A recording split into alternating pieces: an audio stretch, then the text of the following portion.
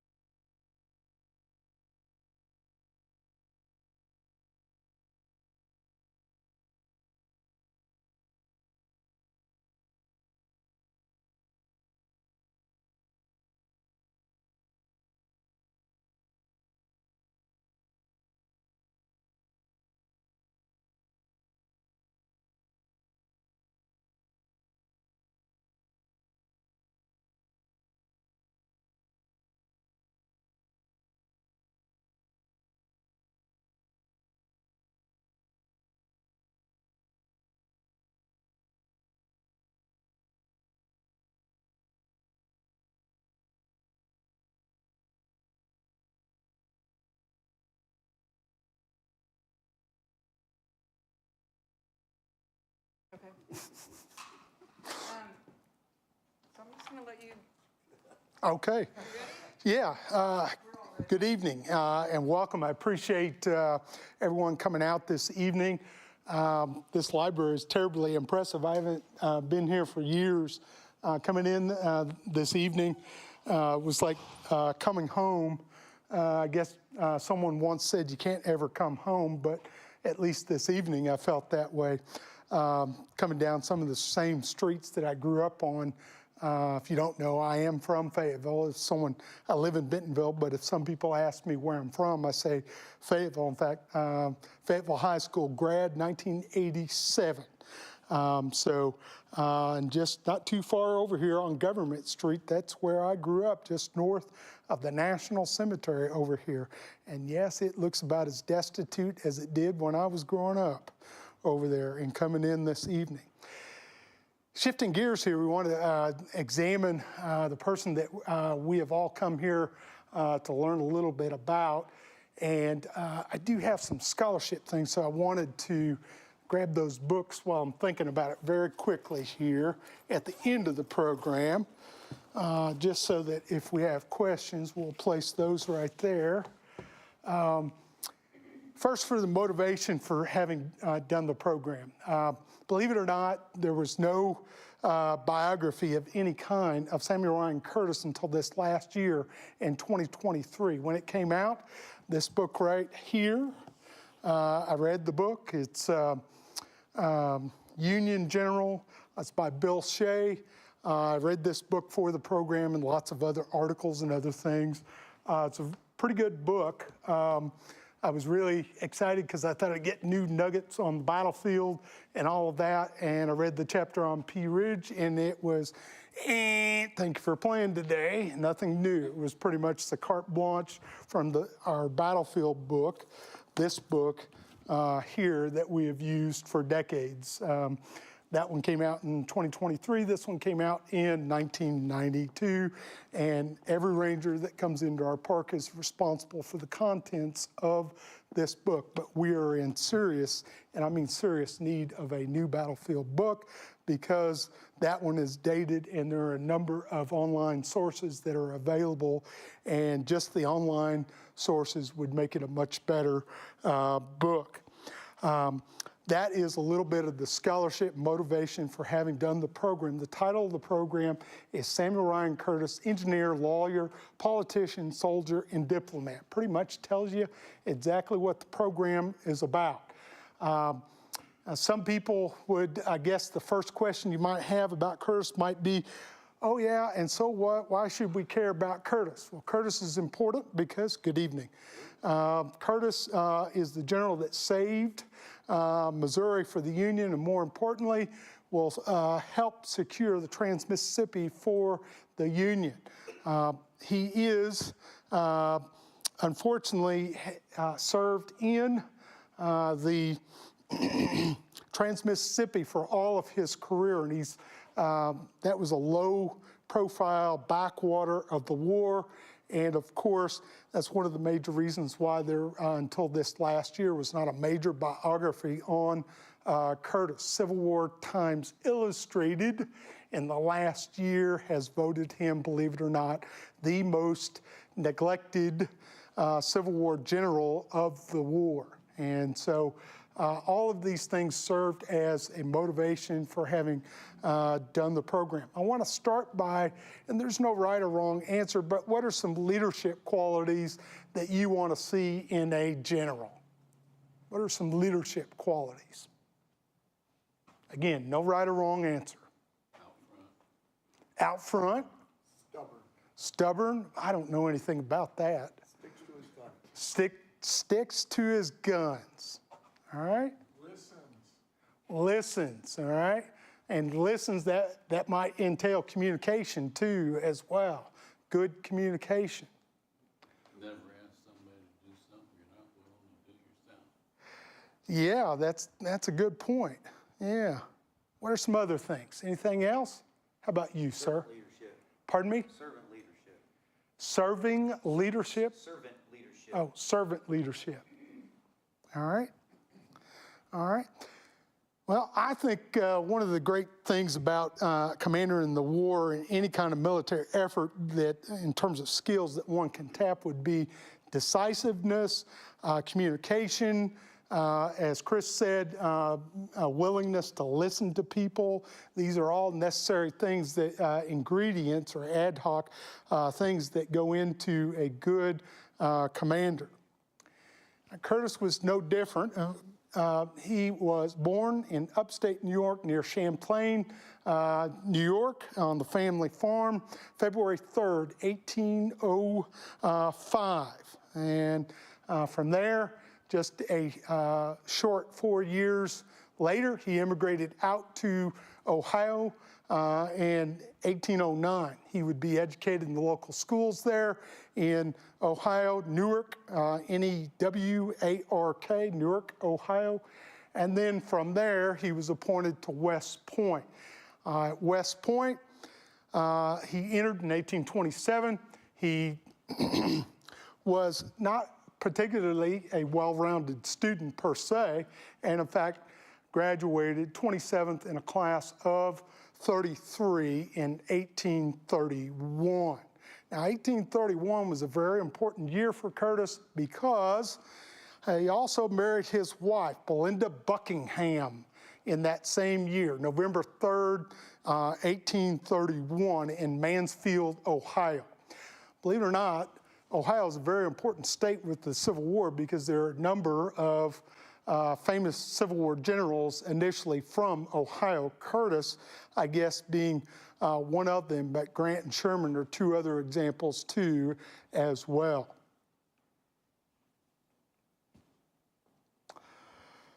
Now, he was, by all accounts, very much so a family man. Again, he married his wife. This is Belinda Buckingham. Looks like a very attractive young lady. Definitely someone that was younger than Curtis too as well. They will have 7 children. Curtis, throughout his life, underwent a great deal of sorrow and sadness. And in fact, one of those examples of that would be the fact that 5 out of the 7 children did not live to adulthood. In fact, many of the epidemics that ravaged 19th century America made claims on 5 of his 7 children. He will also, just 10 years after marrying Belinda, he will be admitted to the Ohio bar in 1841. So West Point graduate and an attorney. He is a fast and heavy climber in terms of his destiny very early on. Now, one thing that's interesting about him is he'll spend about 20 years as a civil engineer. No, I'm not going to go through every single one of these because the program's probably boring enough and you don't want a history of the internal improvement projects that he worked on. But throughout the country, he worked on several, one of which just before the war began in 1861 was the sewer system of the St. Louis. And in fact, St. Louis used that for more than 150 years. So Curtis must have done something correct there. If anybody has any questions at the end of the program, I can discuss more fully with you these internal improvement projects. You have to remember, at this time in U.S. history, in the 1830s, the 1840s, and even into the 1850s, the United States, as a relatively still new country, was beginning to work on these internal improvement projects, and it provided, as a civil engineer, a great deal of employment for Samuel Ryan Curtis. Then fate would intervene as the Mexican-American War came from 1846 to 1848. He spent essentially 11 months in Mexico, and he really did not experience combat. He did command the 3rd Ohio Infantry Volunteers. He was the state's adjutant general from Ohio too as well, so he trained, equipped, outfitted, all these kinds of things, Ohio's troops. Once he managed to get to Mexico, though, he was tagged with occupation duties. And in fact, examples of this would have been Matamoros, Camargo, Monterey, and Saltillo, and in those orders. He did have pretty good service there, but he was primarily an administrator.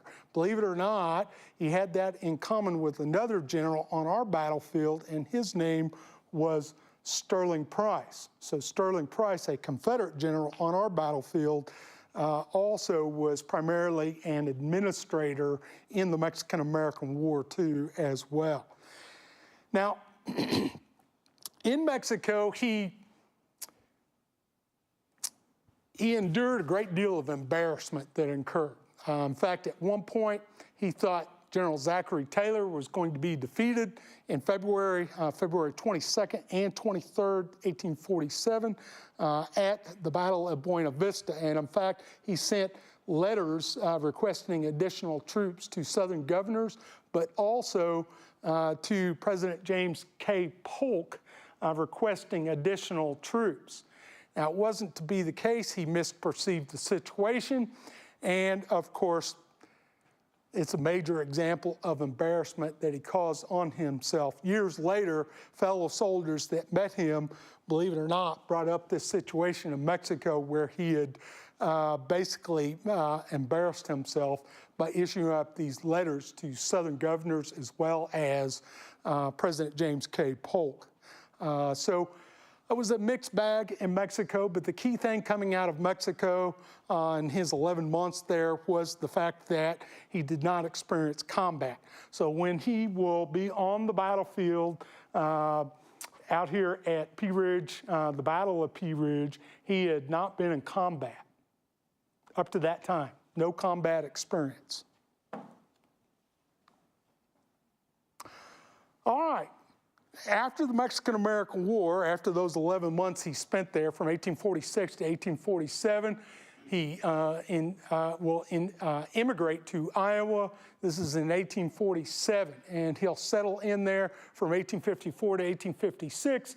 He'll be a businessman in Iowa, and then he'll become immersed in politics. In 1856, he'll be elected mayor of Keokuk, Iowa.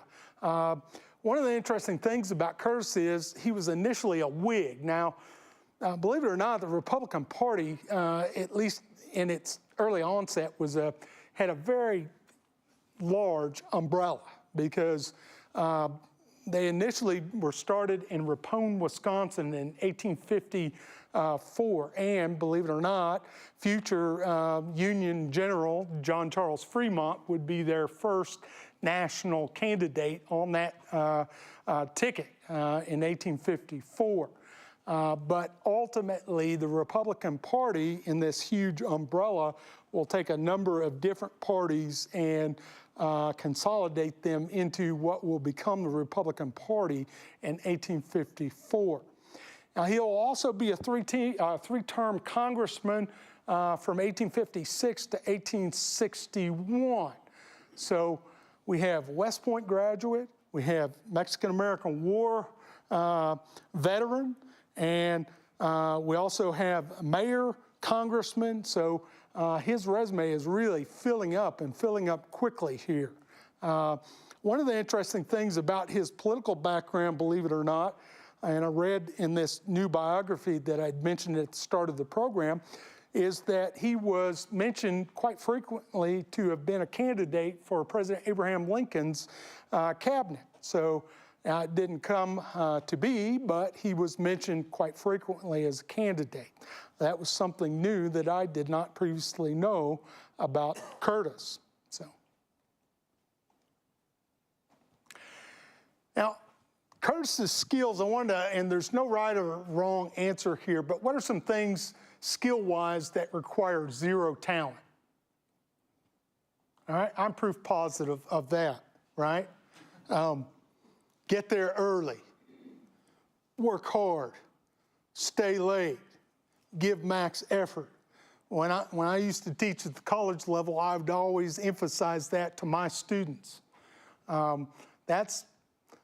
I would argue that's half the game. It's not, but it's virtually half the game. If you want to do something, work hard at it. Get there early, work hard, do a little extra, all right?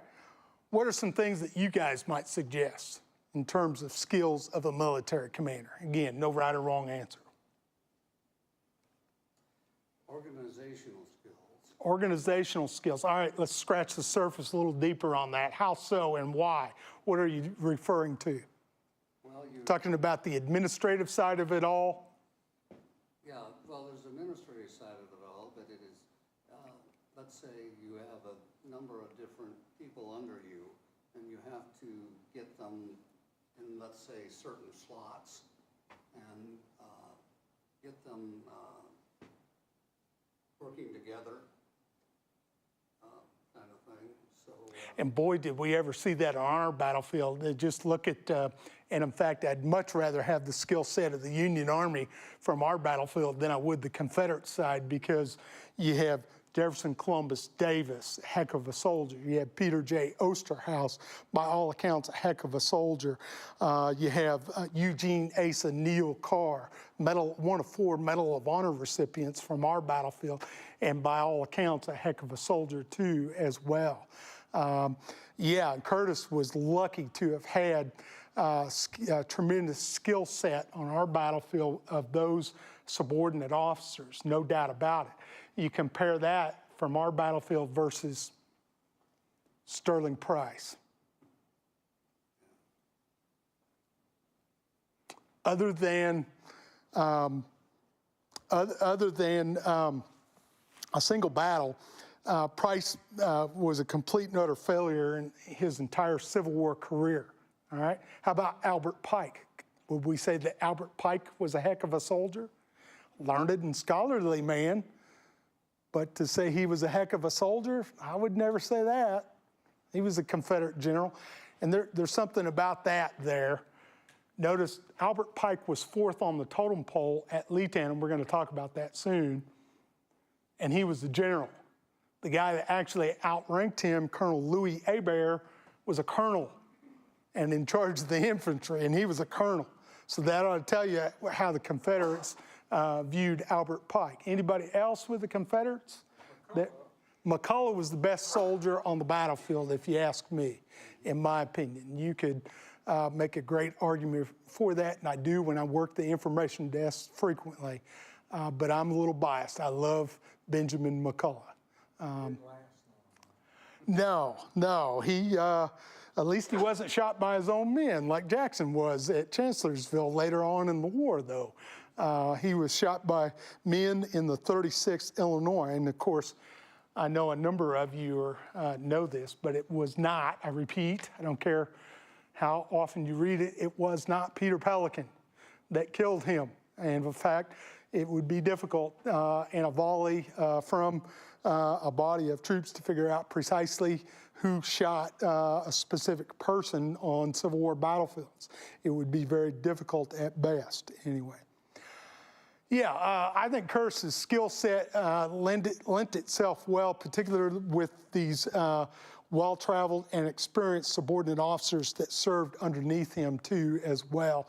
Every one of those guys I mentioned, Carr, Davis, and Osterhaus, well, no, Davis wasn't. Davis only went to Brigadier General, but that, you know, he was blackballed for 2 reasons. He shot his commanding officer in a hotel room in Louisville, Kentucky later in the war, and then he pulled up the pontoon bridges in the Atlanta campaign at Ebenezer Creek. You know, those 2 big things like that, that can definitely blackball you. Unfortunately, though, Davis was a heck of a soldier, not to be confused with Jefferson Davis, the president of the Confederacy, all right?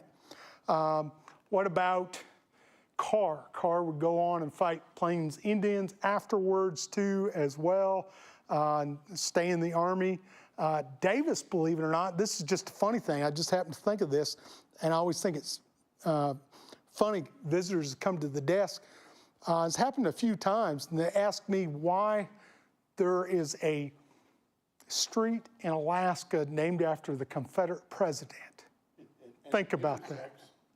With another Jefferson Davis Street, Yeah. because he accepted Alaska on behalf of. That is right. He stayed in the Army, and he was the military governor in the postbellum years in Alaska and received Alaska from the Russians. That is correct. but they've got the wrong Davis. It's mistaken identity. It's not Jefferson Davis, the president of the Confederacy. It's the Union General Jefferson Columbus Davis. So now that we've had a history of Jefferson Davis.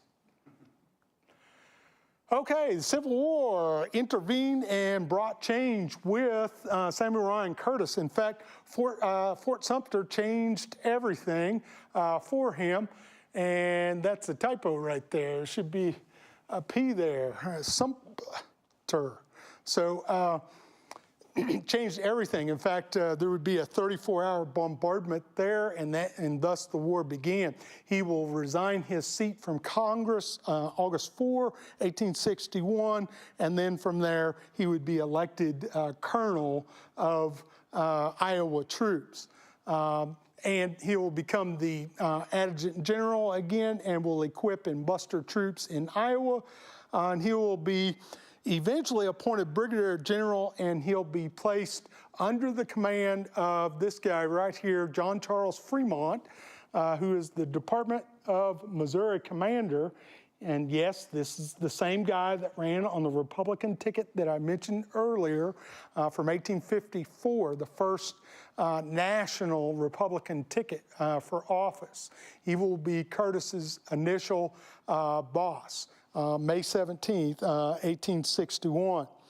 Ultimately, Henry Wager Halleck will succeed Fremont as the Department of Missouri commander, and with that, that brought Halleck as Curtis's boss. Fort Sumter, anybody, I always have thought this is funny with Fort Sumter. There was a single casualty at Fort Sumter in the 34-hour bombardment. Anybody know what that was? They were firing a cannon when they took down the flag to surrender, and the cannon blew up. Yeah, and it was a Confederate horse that was killed from Fort Sumter. I've always thought that kind of funny. 34-hour bombardment, it reduced the fort to basically rubble, and no one was killed. So no casualties. I don't know the horse's name. We got a horse out on our battlefield, though, and his name's Skedaddle. I might tell you about Skedaddle. It's on our app at the park, too, as well. Now, believe it or not, there would be a very contentious relationship between Curtis here, this Curtis here, and Henry Wager Halleck here. And in fact, oftentimes during the course of their relationship, communication broke down. Halleck would be inactive, he would be unresponsive, and he would not return messages and direct Curtis's affairs. And so consequently, Curtis could not stand Halleck. They had a terrible relationship. And this guy right here, I think, described Henry Wager Halleck, Curtis's new boss. And I quote, this is Gideon Welles, the Secretary of the Navy at the time. He is short, a moral coward, worth but little, except as a critic and director of operations. Though intelligent and educated, Halleck originates nothing, anticipates nothing, and is good for nothing, end quote. And you can see it's a bromance is on between these guys. They love one another, all right? Halleck and Curtis were never friends, all right? In fact, Halleck could be slow. Another thing that managed to get Curtis peeved and miffed about their relationship is that Halleck oftentimes piecemealed his troops and supplies to U.S. Grant in the Vicksburg campaign. And it affected what Curtis could do. It certainly limited what he could do as well.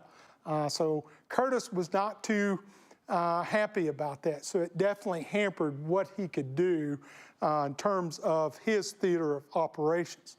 Believe it or not, and it talks about it in this new book that just came out by Bill Shea last year, U.S. Grant and Samuel Ryan Curtis did not like one another. And in fact, I think it was some of that animosity between the two in that the two competed for promotion prior to the Vicksburg campaign. Then during the Vicksburg campaign, a lot of Curtis's troops and supplies were piecemealed to Grant, and Curtis did not think too highly of that. In fact, was pretty peeved and miffed about it.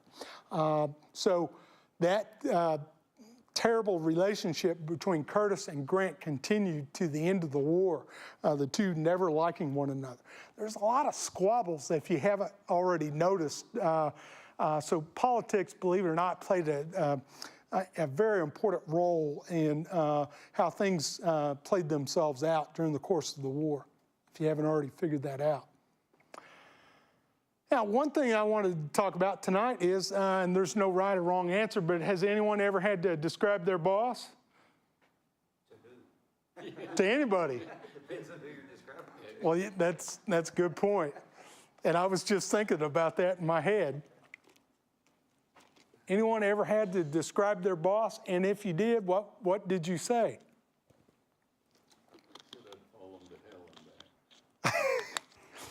Well, I like my job, so I'm not going to say that about my boss. I'm going to be pretty careful. But yeah. Anything else? Anybody else want to chime in with how they, Chris, you want to chime in with the head of the department? I don't believe in bosses. Okay. Well, Golly, he is a boss. one thing that's interesting is Curtis did describe Halleck, and I thought you guys might be curious about this. And I put this in, and a lot of this is very familiar, shall we say, with me. But Curtis described Halleck as, and I quote, bullheaded fault finder who insults all his generals and then by some means pushes them from places to put some toady like Frederick Steele or John Schofield in position, men who have no brains or influence enough to murmur at his repeated blunders, end quote. So you can well tell that it's a bromance once again. He loves Halleck. He doesn't think much of Halleck. But I always wondered about that book that Stephen Ambrose, the little skinny thing on Halleck that Ambrose wrote. I read that not too long ago and disagree with a lot of the premise by Ambrose. His brother, actually. Yeah, and you could essentially let your hair down just a little bit more if you're communicating with family than a fellow Army officer, because, you know, of course, that might get you in Dutch if this became publicly known, these kinds of comments. But he definitely did not like Halleck. Halleck was... They call him old brain. Yeah, that was his nom de guerre. Military, that's probably not. Lincoln called him a first-rate clerk and not much else. That's what Lincoln called him, and I think Lincoln got it about right. Because ultimately, Halleck will go on to higher command and become general-in-chief, and with that, and we're going to get to that in a few moments, Curtis will ascend up to the Department of Missouri commander from there, the nation's largest and most diverse department in the United States military. All right, we're finally at Pea Ridge as fate intervened once again at Pea Ridge, March 7th and 8th, 1862. Those days, for curious minds, were a Friday and a Saturday. The high temperature that day was 33 degrees.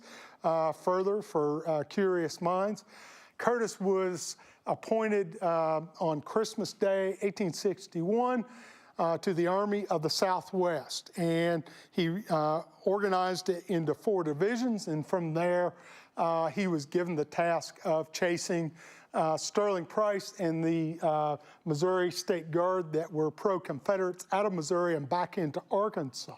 And in fact, he did such a magnificent job that he chased Price into northwest Arkansas, and Price kept right on going 60 miles south of the present-day battlefield up the way here in the area of what is called the Boston Mountains. So You have to bear in mind that Sterling Price, this guy right here, had been menacing federal installations, railroads, and other things at that time. The federal government was fed up with it, and they wanted an end to Price. Yes, Joe? Was Price the one that looted and burned Fayetteville? No, that was Ben McCullough. Oh, okay. Yeah, and the 3rd Louisiana. No, that was Ben McCullough. Now, the Confederates, not to be outdone, well, let's give you numbers-wise. This army, the Army of the Southwest, 10,500 at his employ. This is Curtis. He also had 49 artillery pieces. All right, Jefferson Davis and the Confederacy also ushered in with their own new commander, and his name was Earl Van Dorn. Earl Van Dorn, a Mississippian, was not the first choice, and in fact, 3rd best man on the totem pole as they went by, as Braxton Bragg was tried first. He demurred, and then Harry Heth, the Virginian, was tried after that. Heth also demurred too as well. And then Earl Van Dorn, 3rd best for the job. And you could have launched him off of Spring. It took him 3 days to get from the Army of Northern Virginia all the way out here to the western border. Now, Earl Van Dorn will eventually employ an army of 16,000 by the time they get here to northwest Arkansas and are engaged in combat out on the battlefield. They had dwindled down to 13,000 effectives. They will employ 64 artillery pieces on our battlefield. This battlefield, Pea Ridge, is supposed to be the only time in the history of the war where the Confederates had more men and more guns and still lost the battle. I lay that at the feet of Earl Van Dorn. The thing that's kind of interesting about this is Curtis, what about his military experience? See if you guys were listening. What military experience other than West Point did he have? He was an administrator. He had 0 combat experience by the time of Pea Ridge. This guy here, Van Dorn, it's the next slide, who was appointed the new Confederate commander. He had fought in the Mexican-American War and actually had combat experience there, and then also on the Texas frontier in the antebellum days too as well, fought Native Americans too as well. So on paper, it looks like it's slanted much more heavily to the Confederates here, all right? But that's just not how it's gonna play itself out, and we'll see here shortly. Okay, so Van Dorn wanted to jettison up into northwest Arkansas. He wanted to defeat Curtis in northwest Arkansas, and then from northwest Arkansas, move on to St. Louis. Why do you think he coveted St. Louis? This is Van Dorn. The arsenals? The arsenal, that is correct. In fact, the nation's 2nd largest arsenal at the time and the largest west of the Mississippi, and many of those generals that had served in the antebellum army were fully apprised of the fact that there were 60,000 small arms stored there at that arsenal in St. Louis. Now, the Federal Army, or the Union Army, had managed to move those across the river and into Illinois, but this is the major motivation for Curtis moving from the Boston Mountains, 60 miles south of us, in that direction, maybe a little bit less than that. I'm used to saying that while working at the information desk out at the park. And move up into northwest Arkansas, defeat Curtis here, and then move on to St. Louis. That's the big picture-wise. I've always argued, if you have already stolen a march on Curtis, why not just keep right on going? If the arsenal was the ultimate goal, and I lay that at the feet of Van Dorn. One of the telltale signs that anybody with half a brain, and I guess Van Dorn was not of half a brain, began his jettisoning up into northwest Arkansas on March 4th in a blizzard. And not only that, but he asked his men to take a rifle and a blanket and not much else, just 3 days rations. Now those men, and we lambast Van Dorn so oftentimes, and rightfully so at the park, But those men in that army, the Army of the West, under Earl Van Dorn, they performed magnificently, and they made it happen, all right? One of the things that made me laugh when I saw this quote, and I thought I'd add it to the program, is a quote from Yogi Berra, who said, who was thinking, I think, of Van Dorn when he said, even Napoleon had his Watergate, all right? Yogi Berra was pretty funny in my book. Other famous quotes like, you come to a fork in the road and take it. Some things are so obvious they hit you right in the face. Now, one of the things about Curtis is he was reined in by his commanding officer, Henry Wager Halleck, at this time. And I didn't notice this till now, but the northern bluffs of Little Sugar Creek are down this way. And my map is not very clear. It was clear on my government-provided computer. It's kind of hazy there. But Curtis will be ensconced on the northern bluffs down here, facing from the north to the south. And again, outside from here, it would be in that direction. And then what's going to happen is Earl Van Dorn is going to discover Curtis entrenched on the bluffs of Little Sugar Creek. And then General Benjamin McCulloch had the idea of using the local road systems to come in and behind the Union Army. And if all went well, roll up the entire Union Army by coming in from the rear and the flanks of the Union Army. Benjamin McCulloch was interesting because he had spent about a year in Arkansas prior to the battle, so he was very, very familiar with the local road systems. The overall Confederate strategy here is changing rapidly and right on the battlefield, if you haven't already noticed it. But Halleck will rein Curtis in and make him concentrate there. And I think it embodies what British military historian Basil Hart's maxim, and I quote, all lessons of war are reduced to concentration, end quote. And therein lies the secret to success for the Union Army. One army was able to concentrate and fortify their army, and the other army was not ever able to do that. I bet you can tell me which army won, can't you? I bet you can. Indeed, it was the Union Army who were able to concentrate on the northern bluffs.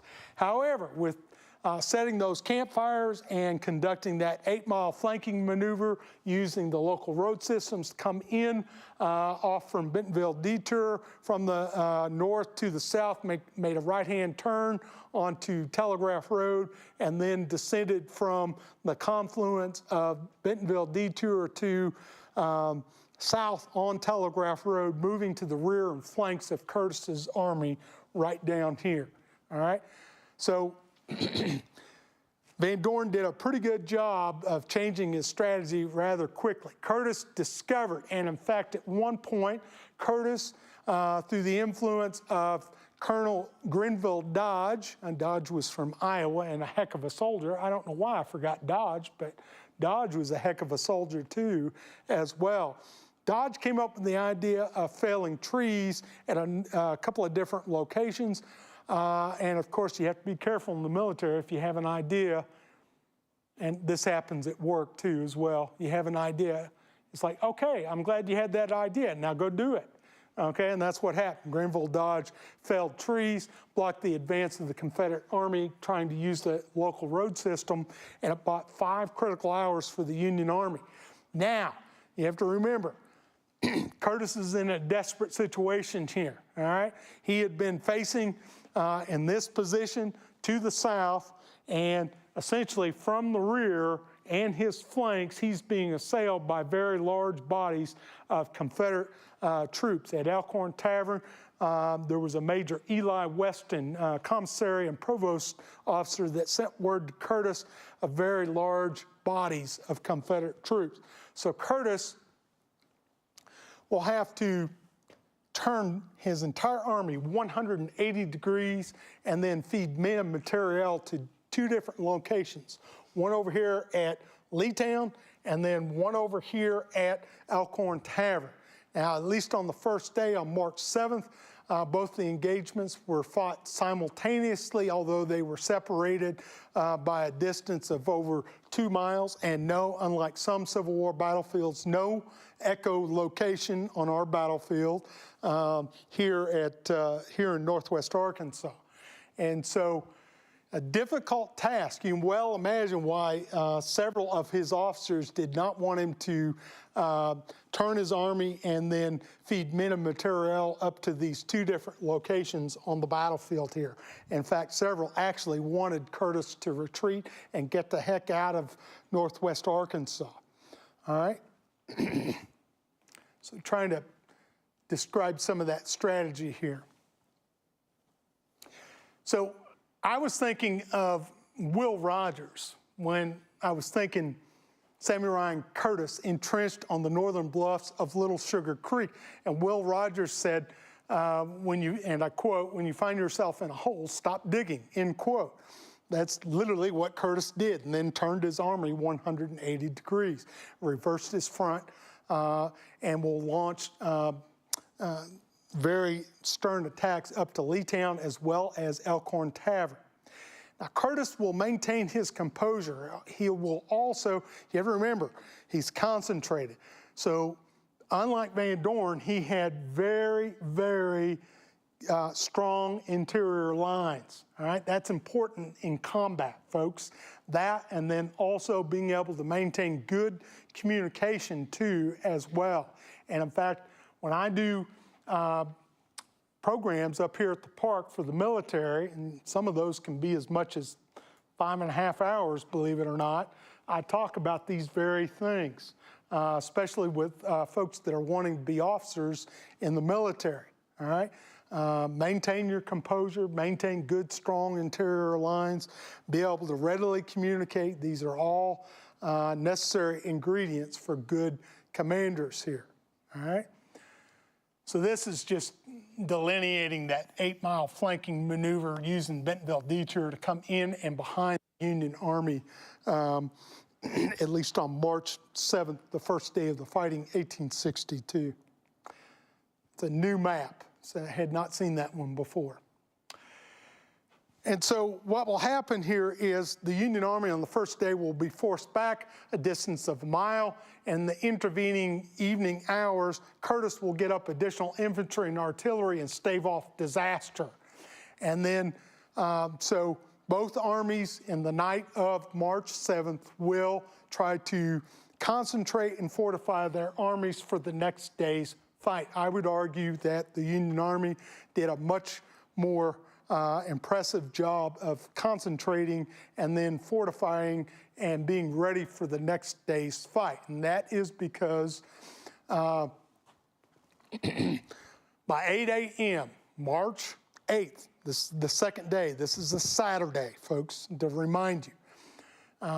After working almost the entire night, Curtis had 9,500 Union soldiers standing on a line at a distance of over 1 mile, shoulder to shoulder, the regimental flags sticking out, the light breeze that was prevalent that morning touched off those flags, and the sunlight glinted off the bayonets. A 2-hour artillery bombardment ensued. Now, this artillery bombardment was conducted on the part of the Union Army with 27 artillery pieces, 21 west of Telegraph Road, and additional 6 pieces east of Telegraph Road, and then 14 of which out of those 27 artillery pieces in the Union Army were the state-of-the-art rifled artillery pieces. So even though the Union Army had far and away less artillery pieces overall at 49, they had, believe it or not, the much better artillery, and they made adequate use of it. And in fact, that was one of the largest artillery bombardments on the North American soil up to that time. Now, it was quickly outsurpassed from there as the war went along, but this was so terribly impressive that it could be heard in a distant way 91 miles north of us in Springfield, Missouri. Now, that's a bombardment, folks. all right, in a very distant way.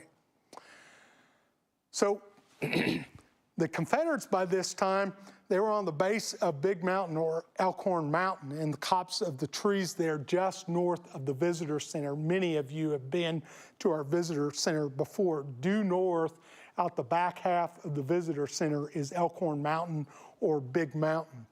And now for the Confederates, they had a subordinate officer that had sent the Army's ammunition train 8 miles distant to Camp Stevens, and at this precise moment on March 8th when they needed the artillery, Van Dorn did not have it. And in fact, at one point that morning on March 8th, Confederates were loading any and everything of a metal variety into cannons and sending it from the north to the south in this direction into the Union lines. So in many ways, Van Dorn, the overall Confederate commander, if he could possibly have 3 or 4 arms as a human being, he would have had all 3 or 4 arms behind him, because McCulloch and James McIntosh had been killed on the previous day on March 7th at Leetown, and then Colonel Louis Hebert, 3rd in command over there at Leetown, was captured in Morgan's Woods. Hebert was an exceptionally fine soldier as he graduated 3rd in his class at West Point in 1845. That was a huge blow to Van Dorn's army when Hebert was captured. And then from there, Albert Pike, General Albert Pike, assumed command and in a lackluster way tried to rally fortunes. So Van Dorn was fighting with 2 arms behind his back because subordinate officers had been killed, 1 had been captured, and he doesn't have the needed ammunition. And as my good friend, if he were here today, he is not, he is passed, but if Troy Bansoff, my very dear friend, would be here, I would remind him that I stole this from him because if you don't know, Troy used to be the chief of interpretation at the park, and he was my best friend too as well. But he said he thought Earl Van Dorn lost his ever-loving mind on March 8th. And so what will happen is after that 2-hour artillery bombardment, the entire 9,500 Federal troops stepped off in that direction to the north. Van Dorn could not keep pace. He fought a rearguard action, tried to delay the advance of the Union Army. It just did not work out. It would be a complete victory. Curtis, in fact, rode amongst his men, shouting, "Victory, victory, the day is ours, the day is ours." One of the interesting things is Curtis will be promoted to Major General coming out of this victory at Pea Ridge. And Pea Ridge is important because it saved Missouri for the Union. It helped save Missouri for the Union. It also played a role in helping secure the Trans-Mississippi for the Union Army too as well. From there, Curtis will descend upon Little Rock, and he will try to seize Little Rock. He will not be successful at Little Rock. He managed to get within 40 miles of Little Rock, and from there, due to lack of supplies and being able to communicate with superiors, he moved back to the east, where he was eventually resupplied by the United States Navy. He will seize. He'll fail to seize Little Rock, but he advanced within 40 miles and then turned back to the east. With Halleck's promotion to higher command, this brought promotion for Curtis. In fact, Curtis will become the new Department of Missouri commander. Now, at that time, Missouri was the largest and most diverse department in the United States military in this country at the time. And he had vast responsibilities during the course of his time in command as the Department of Missouri commander. Now, one of the interesting things is eventually he will turn to Helena, and he'll seize Helena. Helena, Arkansas is important because it would become a major supply depot for the Union Army. But he'll seize that, and that'll culminate the Pea Ridge campaign. In 6 months, Samuel Ryan Curtis, the commander of the Army of the Southwest, marched 750 miles over rocky mountainous terrain through swamps, endured ice storms and also heat, and won the 4th largest battle in the Trans-Mississippi. I was just having this discussion with the visitor the other day. In terms of bodies of troops, Pea Ridge, the Battle of Pea Ridge, is number 4 in the Trans-Mississippi, all right? What's number 1? No? Arkansas Post at 38,000 engaged. Westport near Kansas City at 30,000 and some change. Pleasant Hill in Louisiana at 24,000. Number 4, Pea Ridge at 23,500 overall. So we're actually number 4 on the totem pole in terms of troops engaged during the course of the war. I saw some literature not too long ago from someone that works at the park in a press release that went out and said that the Battle of Pea Ridge was the largest engagement in the Trans-Mississippi, and it was pivotal. See anything wrong with that? Number 1, it's 4th largest. Number 2, you didn't tell me why it's pivotal, okay? So we need to ferret that out a little bit more. Now, at Helena, he will buy up rebel confiscated property, sell it, and then take that those monies, and he will issue them up to freedmen. And in fact, Samuel Ryan Curtis from Helena will emancipate more former slaves or freedmen than any religious, military, or political leader in the first 18 months of the war. This is one thing, and this is all found in this new book that we mentioned earlier on Curtis. Once again, this is important stuff because there hasn't been a lot of scholarship on Curtis's emancipation efforts during the course of the war, and it's terribly impressive. One of the interesting things at Helena is that these two guys here, Frederick Steele and Eugene Asa Neal Carr, who were pro-slavery Democrats, they didn't set too highly to Curtis emancipating these large bodies of freedmen. And so, of course, through lies, distortions, a smear campaign, character assassination, they will smear Curtis. In fact, it will be character assassination tied to cotton trading, and they'll report his emancipation efforts to Henry Wager Halleck. Halleck will convene a court of inquiry. And one of the things with the inquiry that's kind of interesting is Curtis will never officially be exonerated. Anybody know by chance what occurred with the charges that were brought to bear on Curtis? President Abraham Lincoln simply let the Judge Advocate General Joseph Holt's suggestion to bring court-martial lapse, and from there it was dropped. But Curtis was never officially exonerated from this. Because he was taking other people's property? Is that the argument that they were making? Well, I think Frederick Steele and Eugene Carr didn't like Curtis personally. Carr had even served under Curtis at Pea Ridge. Carr was also a person that, just like Grenville Dodge, that never saw an opportunity where he didn't promote himself, if you will, too, as well. But that was very common in the 19th century for soldiers to do that. I would argue it's still common today, I'm sure. I think it mostly goes back to the idea that they believed in slavery. They were Democrats too, as well. They didn't like his efforts to emancipate very large bodies of freedmen.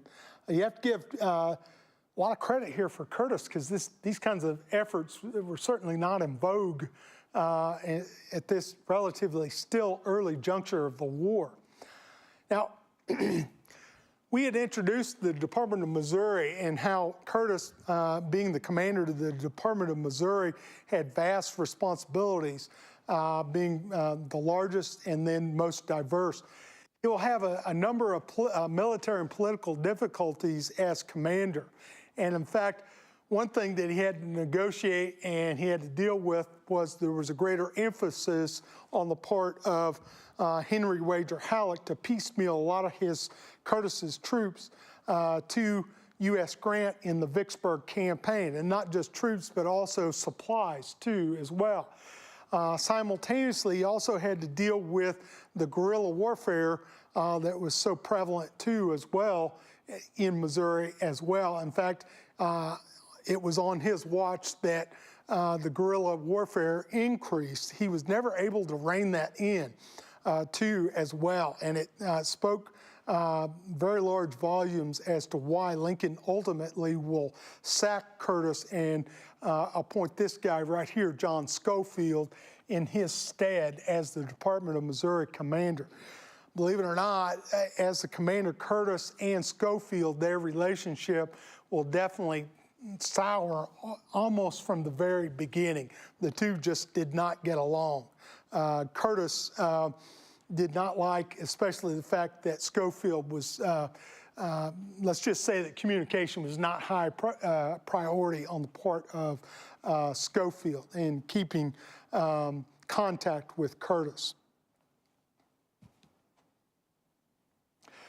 Fate intervened once again. One of the interesting things, and you know, you have to really, as a historian, be careful to not be biased, and you have to cover a subject, get the good, the bad, the ugly. And one thing that, and there's not a lot on this, but I try to get, again, the good, the bad, and the ugly, is that in the Prairie Grove campaign, Curtis did not keep his army concentrated. And in fact, James Gordon Blunt was here in northwest Arkansas, and Francis J. Herron, a division commander, was 91 miles distant near Springfield, Missouri.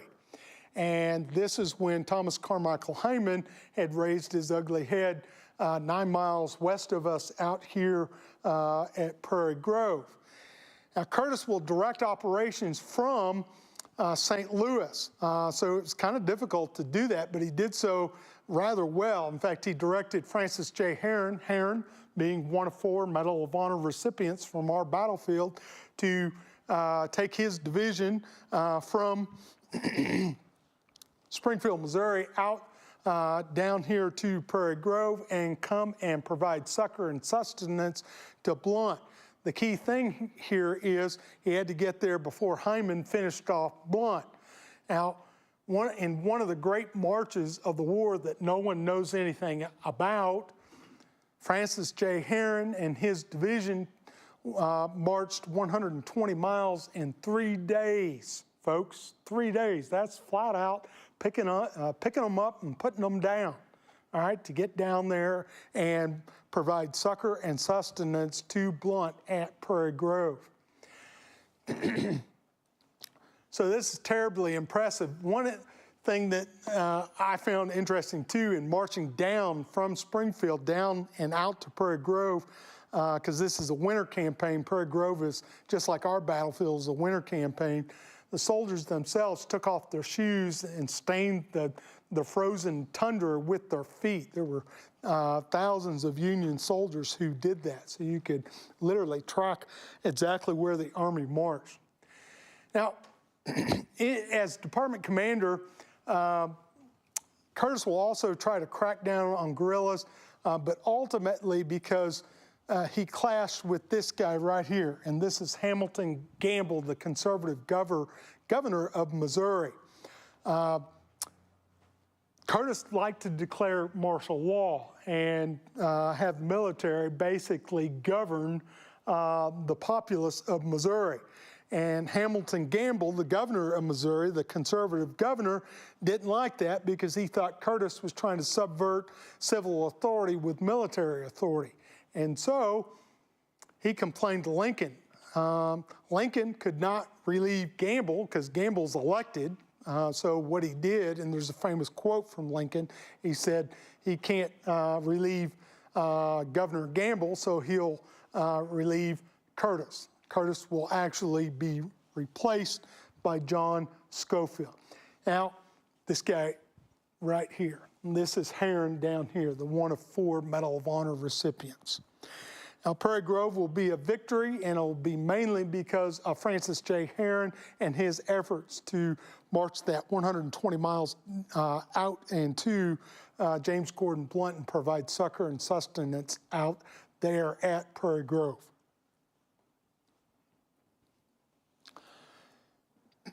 One of the sad things in this program that I'd like to talk about is fate intervening once again here, and that's with the death of Henry Curtis. Curtis served actually under his father during the war. This is Henry Curtis right here in this terribly poor photograph, but that's the only one that exists. That's actually pretty good compared to the one that I had. I doctored it up considerably to get it just that clear.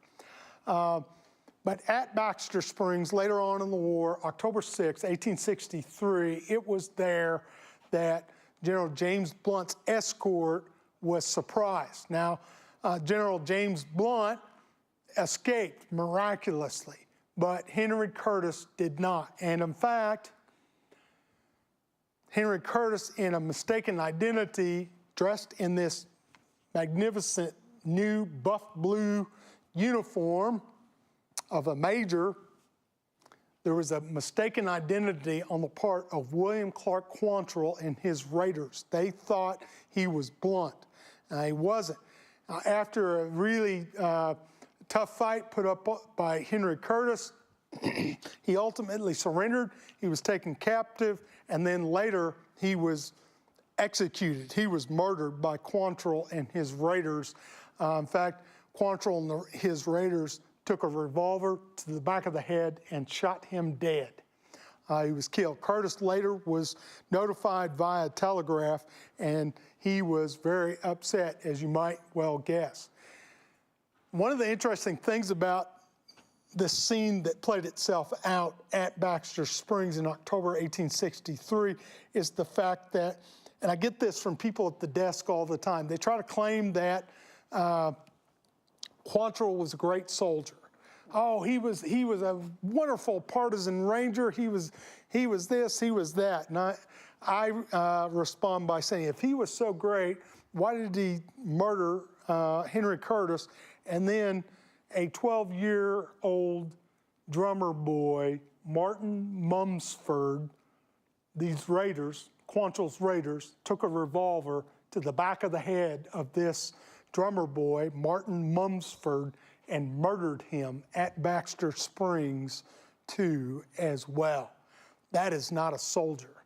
That's what Robert E. Lee would call a miscreant, a deadbeat, a thug, if you ask me. But that occurred at Baxter Springs later on in the war in October 1863.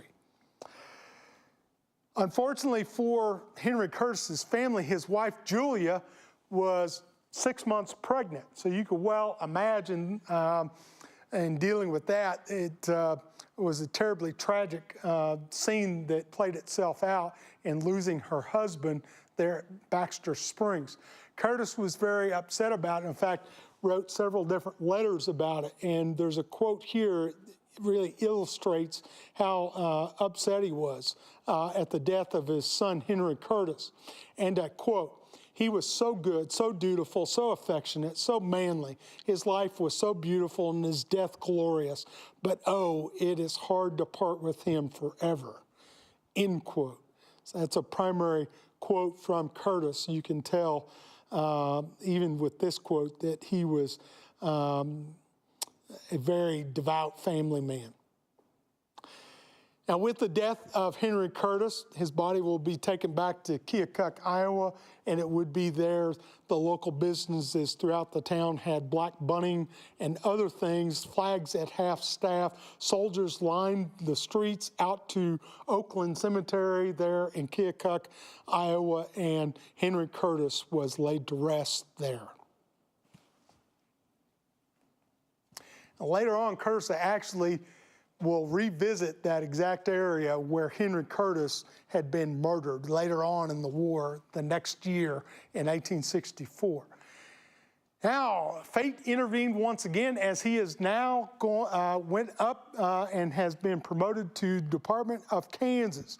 And one of the interesting things is Curtis had been basically on the shelf for several months. Lincoln had relieved him as the Missouri commander, and now he is appointed the Department of Kansas commander. And with that, he would be responsible with preventing Native American raids.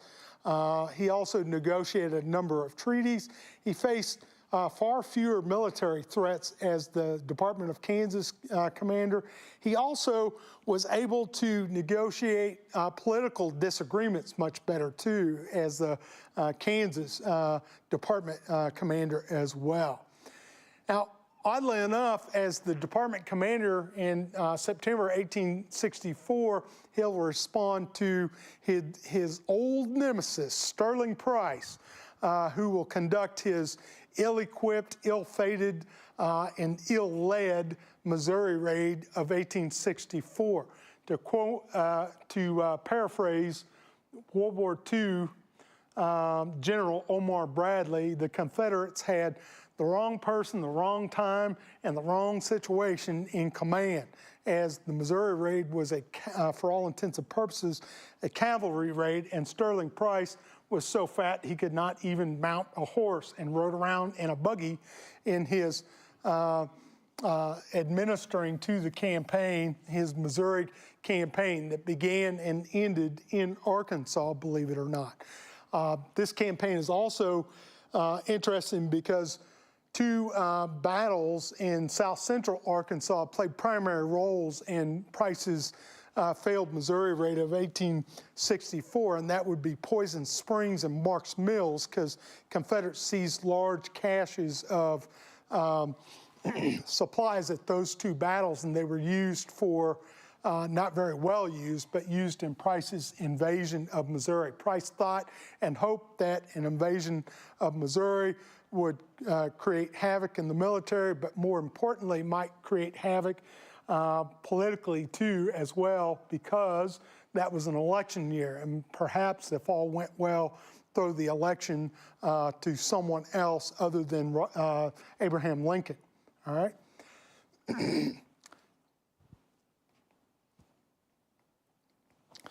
He will then, in the very last part of the war, be appointed the Department of Northwest. He will be a diplomat. He was charged with relocating Native Americans off the trails, away from settlements, and then also escort large wagon trains headed out west too as well. He'll also be appointed to the Grand Excursion out west, which was essentially a public relations campaign on the part of Curtis to promote the Transcontinental Railroad and the connection of the two coasts from one coast to the next and across, out and across the Continental Divide too as well.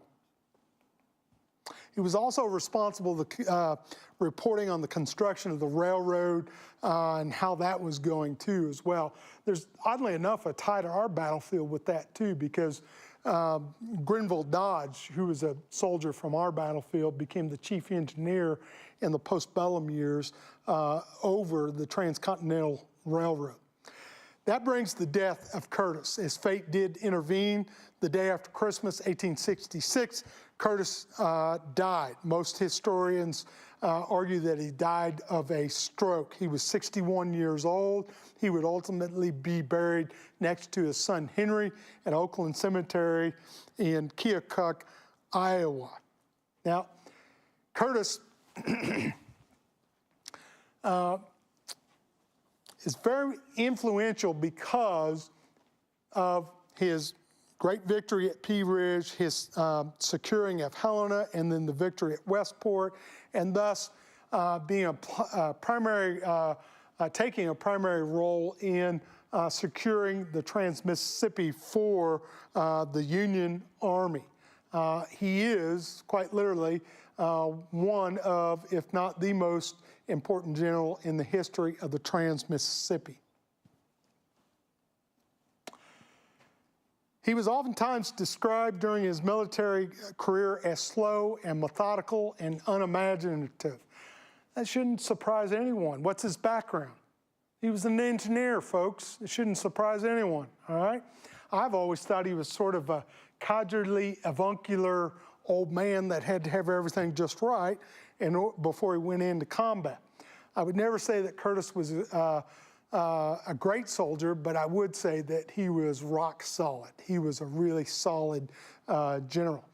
And two folks that served under him, and even in the Pea Ridge campaign, Grenville Dodge and Phil Sheridan, Sheridan being the quartermaster officer who supplied Curtis's army in the Pea Ridge campaign, and Grenville Dodge, an infantry commander at Pea Ridge, described him after the war. And I quote, this is from Sheridan: "I was always convinced that Curtis was deserving of the highest commendation, not only for his skill displayed on the field, but for zeal and daring in campaign, which was not often exhibited at that early period of the war," end quote. That's high praise from a man that Samuel Ryan Curtis wanted to have court-martialed, because that is a fact. Curtis thought Sheridan was very slow and nearly non-existent in supplying his army, and was so livid about it that he almost brought Sheridan up on charges for that. So that's high praise of Curtis.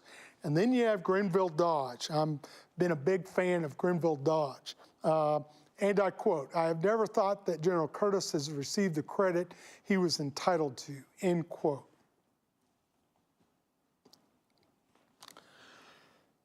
With that, in concluding the talk tonight, Samuel Ryan Curtis, I think Mark Twain really epitomizes Curtis with this quote. And Mark Twain said, and I quote, "Do the right thing. It will gratify some people and astonish the rest." Curtis always seemed to be in the right place at the right time, making the right decision at the right time, sending a subordinate here or there, and making great decisions. He was a very decisive general. And with that, Samuel Ryan Curtis, in my opinion, was the greatest general in the history of the Trans-Mississippi, because he did help secure the Trans-Mississippi for the Union Army.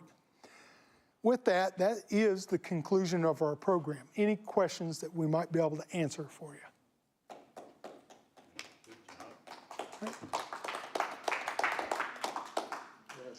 Turn on the lights. What was the, I have not heard the term you used, succor and sustenance. I mean, sustenance obviously, but succor and sustenance. What is that? SUCCOR. Okay. Yeah, additional Wait, all right. military contingent. Yeah. I wasn't pronouncing it that way in my head, I guess. All right. Oh, well, that, I've got kind of a southern drawl that, Do you want me to pull it up and sing it? no, I got some here that kind of sounds like a lot of times I've got marbles in my mouth. You want to hear something funny? Listen to me when I try to pronounce the French language. I did so on an artillery talk not too long ago when I tried to say it, mise en scene, and visitors like, what? You know, paint the scene? So, now, one question that I'm sure many of you would like to ask is, gee, Kerry, why do you think Curtis didn't get his just due? At least I thought somebody would have asked that, and so I had prepared a long and diligent answer for that. I was getting ready to ask. Okay, thank you. You gave me a lifeline. I appreciate it. I was hanging out there, but you gave me a lifeline. I appreciate you. Thank you. Yeah, and there are three answers to that. Number one, where did he serve during his Civil War career? Trans-Mississippi. And Trans-Mississippi versus the other theater of operations, equal footing. It's low profile, folks, low profile, all right? So you have that. And then another idea that I have thought for many years now too is that Congress for many years have sort of been biased about these parks out here in the West. And in fact, they have thought for years that these Western parks really didn't deserve to have national parks established out here. Now, I disagree with that and disagree vehemently, but if you look at those parks, Wilson's Creek, Pea Ridge, those are national parks, and then State Battlefield, Prairie Grove, they all get a late creation. You know, our park established 1956, Park Service showed up 1960, Visitor Center was completed in 1962, Tour Road was completed in 1962, Visitor Center opened in 1962. You compare and contrast that with other battlefields, Chickamauga, Gettysburg, they all were created much earlier than that. So I've argued for many years now that it's this east-west bias in Congress that really threw a wrench into interpretation. But Curtis, even though he is the most important general of the Trans-Mississippi, he is the most neglected because just this last year, there was not even a biography of any kind. Now, we have another one from our battlefield too as well, and he's oddly enough the Medal of Honor recipient, one of 4 from our battlefield, and that's Francis J. Herron. There's no major biography on him. Now, his papers and the aspect of going up there and doing research kind of scares me, but his papers are housed in New York City Public Library today, so I'm not sure if I'll get up there anytime soon to go see that. Didn't they realize that the war in Virginia only lasted until the generals from the West could get there? I guess not, Paul. I guess not. Yeah. You know, and that is true, I guess, especially so with Grant coming east from the West, too, as well. Yeah. So you have 2 kids that made it into adulthood, and you mentioned his one son. What about his other? Cora was her name, and in my outline, I had printed off copies of this because I thought I might get questions about it, and I went off and forgot them in the office. So I'm sorry, but all of those children died from the epidemics that were prevalent again throughout North America. It was only Henry and Cora that survived. So is there any extended Curtis family up there? There is in Keokuk, Iowa, yes. There are no, because you have Cora that survived. So you had a female, essentially, and then you had Sam, and that brings up an interesting point. In the postbellum years, Sam survived, and he served as the attorney for Belinda, his mother, in Curtis's pension application. And there would be a special act of Congress that was passed, and it granted to Belinda and her family $50 a month. Doesn't sound like much money when you remember that Curtis had years and years and years of exposure to the elements in his Civil War career, fighting and sleeping on the ground and other things, which he routinely did throughout the war. I guess $50 a month by 1865, 66 standards was a good deal of money. But for me, it just doesn't seem like much when he basically gave his life. Compared to what they gave the soldiers, that was a lot. Yeah, because soldiers made on average, it increased, but initially 13, and then for the Union soldiers, and then increased from there as the war went along per month. Yeah. Do you have a question, Chris? I thought Curtis was an interesting character, kind of a sensitive personality. From what I've read, I'm not an expert by any stretch, but the story about when they were talking about what to name the battle, the other officers had other names, and apparently a local citizen suggested Pea Ridge. That's all I've ever heard. And he liked it. Yeah. And The thing about that, though, is people, because there are a number of ridges, as you guys well know, that intersect the battlefield up here. So it's not named after the ridge, it's named after the wild peas that grow in the area. But Well, that's not but true ye- either, though. It's the whole area up there they call the escarpment. on Pea Ridge. It's Oh. like a sub-plateau of the Springfield Plateau. And people would say, we live on Pea Ridge, and it does not have anything to do with Elkhorn Mountain or Yeah. Peas or anything. Well, that's what we've always told visitors at the information desk for years. So, I won't fight either. oh no, it's okay. 3, 4, 5 years ago, I went to Alaska fishing, Yeah, and I didn't know the story about Davis. And I'm Jefferson Columbus Davis. Yeah. Yes, and I'm sitting there at the stoplight, and I said to my wife, Sandy, does that say Lincoln Street this way and Davis Street that way? That's kind of interesting. So, and again, we were talking about that before everyone got here tonight. Davis stayed in the Army and became the military governor of Alaska and received Alaska from the Russians. And then from there, Street was named after him. We've actually had visitors over the years come to the information desk and ask why there are streets in Alaska named after Jefferson Davis. But that's mistaken identity. You've got the wrong Jefferson Davis. You know, they're talking about the president of the Confederacy when in reality it's a Union general. Sherman said Jefferson Davis was his old war horse. That's what he.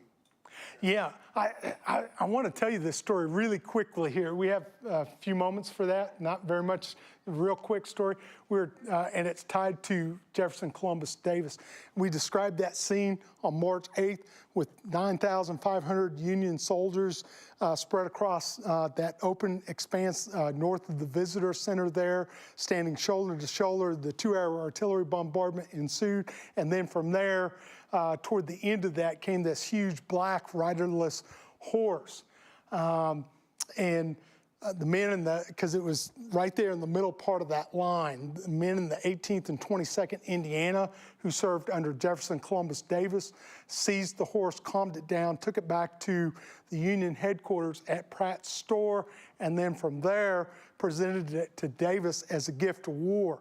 Davis loved the horse so much that he named it Skedaddle and rode Skedaddle for the rest of the war. The Atlanta campaign, the Carolina campaign to close out the war, and then from there, even in the Grand Review down Pennsylvania Avenue, May 1865, now before President Andrew Johnson, Lincoln had been assassinated by that point, and Generals U.S. Grant came, General Jefferson Columbus Davis on the back of Skedaddle to disband the two armies. And yes, folks, they did it up pretty special and sweet in those days, not 1 but 2 days for a military review there in what was called the Grand Review. But that's a true story. And that's on our app at the park. When you go around the battlefield, we have a QR code that you can get at the desk, and that's one of the stories. I did all the human interest stories for the park, and that's one of my absolute favorites. And whose horse it was is lost to the dustbin of history. We'll never know. I was just gonna say, or ask, Curtis didn't have a lot of time after the war, obviously, to write memoirs or anything, but did he ever write anything what he thought of Pea Ridge, the Battle of Pea Ridge, and the performance there, or the importance of it, or anything like that? That's a really excellent question. Here's the deal about that, and this book points that out, is that he knew it was a great thing. He was proud of it, but Curtis was not someone that promoted himself. In fact, he hated to promote himself. He, in fact, wanted others to bring up his accomplishments and let his accomplishments speak for itself. So you would have never witnessed Curtis promoting his military career, especially at the expense of someone else. It's just not the kind of person that he was. That's another thing that I learned from this book and did not know that's pretty interesting. So he was not self-promoting, unlike some of these many others that were there at Pea Ridge, like Grenville Dodge,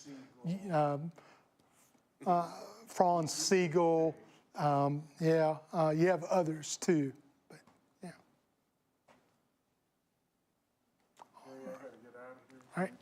Thank you, Chris, for coming. I appreciate it. Be in touch. Yeah.